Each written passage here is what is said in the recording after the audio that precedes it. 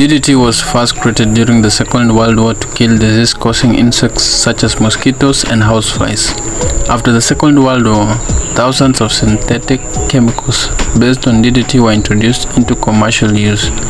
This was to help farmers increase crop production and address the challenge of food scarcity, since the chemical proved very effective in the control of pests and insects. These same chemicals, however, have had unforeseen effects on human health and the environment.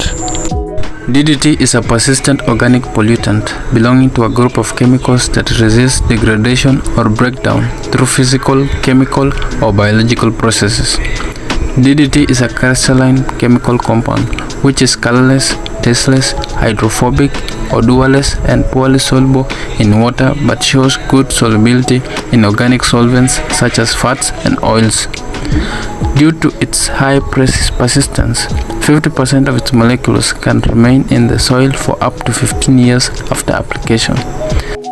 They are generally semi-volatile, thus they evaporate relatively slowly, but when they enter the air, they travel long distances on air currents. DDT can persist for long periods of time in the environment and can accumulate and pass from one species to the next through the food chain in a process called biomagnification.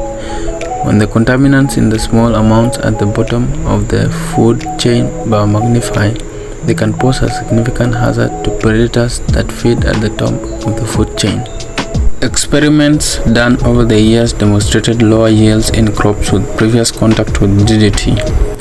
DDT affects plants such that the cell number and length in plants are reduced, lower levels of calcium and potassium in plants grown in DDT-treated soils, as well as low germination and growth inhibition. It is suggested that lipids of the plant cell solubilize and disperse DDT in the cytoplasm, which in turn affects normal metabolism within the cell. DDT was banned due to its persistence in the environment and the cause of adverse health effects on both humans and wildlife. In addition, some insects such as the housefly developed resistance. Since 2006, the World Health Organization declared its support for the indoor use of DDT in African countries where malaria remains a major health problem, citing that the benefits of the pesticide outweigh the health and environmental risk. As Uganda looks to eliminate malaria, the country is engaged in a debate over the use of chemicals such as DDT in some of the world's most malarial regions. In the district of Apak in northern Uganda, the risk of malaria is higher than anywhere else in the world. A mosquito in this area is more likely to carry the disease than in any other place on the planet.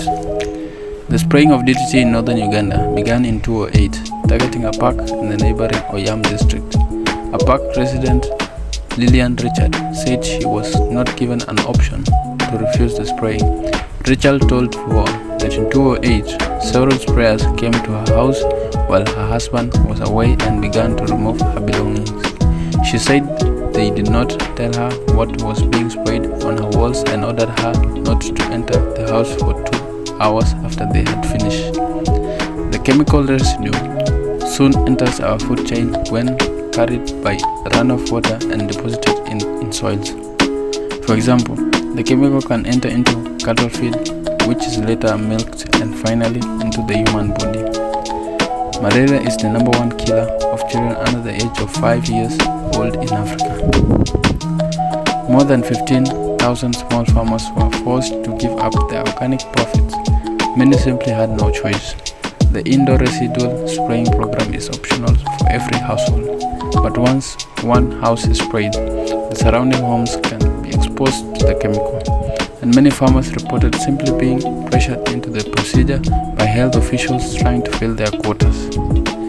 The chemical was used widely in the United States and Europe during the first half of the 20th century, and is credited with eradicating malaria in those regions. DDT has since been banned in both places, however, following the emergence of studies linking it to a number of health issues including diabetes and cancer. Some nations authorize it for vector control, but as soon as they recognize the risk to public health, they outlawed it, as in the cases of Ecuador, Brazil, and Colombia.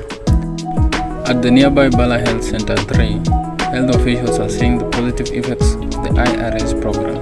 According to the center's figures, there has been a nearly 25% reduction in malaria cases from the peak month of August in 2009 to the same month in 2010. Bala Nursing Officer Kale Sam said the effects of the spraying are apparent. On the other hand, the long-term effect of these chemicals has not been fully felt. A number of deaths have been reported in the region, but with the known causes. In order to combat malaria without using DDT, we would like to inform the Ugandan community as a whole about the consequences of using DDT on malaria control in human health and agriculture, as well as some possible solutions they can adopt. DDT is used to manage insects in crop and animal production, as well as malaria. This has caused many nuisance insect species to evolve resistance. It is known to be highly hazardous to aquatic species, very persistent in the environment, and has an impact on a few aquatic animal systems, including the heart and brain, that may travel great distances in the upper atmosphere and is extremely hazardous to fish. Causes cancer, among other harmful effects of direct exposure in humans. Amongst the recommendations listed to control malaria, we have 1. Case detection and treatment with drugs. 2. Control of mosquito larvae by chemical and non-chemical methods. 3. Use of chemical substitutes for spraying houses and distribution of bed nets treated with alternative chemicals.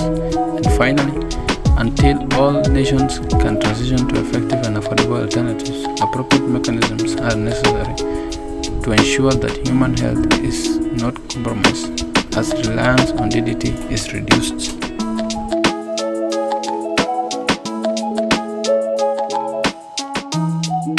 The first step is to carry out soil sampling to identify the contaminated soils and the level of DDT residues present. To restore them, one can use either of these strategies: dredging, capping, and natural attenuation. Dredging is the most common sediment remediation option to remove contaminated ethnic sediments. Also, the addition of sustainable core metabolites and acclimatized microorganisms to DDT contaminated sediment and alteration of sediment water microenvironment by manipulating soil pH, moisture content, and other chemical conditions may result in degradation of DDT associated with sediments at rates faster than the natural attenuation rate, so as to reduce the further contamination of our environment through the use of DDT. We provide you with some safe alternatives. One of the principal methods we would like to recommend is integrated vector management. This involves clearing stream banks of vegetation that can harbor mosquito larvae, draining stagnant water from ditches and water channels, cleaning houses and patios to remove any potential breeding sites, whitewashing houses with lime as an insecticide, and experimenting with plants that repel mosquitoes, such as the neem tree and the Indian native. Native fish species and bacteria that eat mosquito larvae can also be released into local streams. Use of mosquito nets and mesh screens on windows and doors. In conclusion, we would like to say that these solutions have demonstrated that it is possible to control or even eliminate malaria with environmentally friendly methods and without the use of persistent insecticide, and that such an approach is cost-effective, highly replicable, and sustainable in countries like Mexico, Panama, Costa Rica, and among others. The main conditions are the combination of control strategies, the intersectoral approach, and community participation. Therefore, we will need maximum participation from the community and the government to make a cleaner, safer, and sustainable environment for future generations. We can do it, Uganda!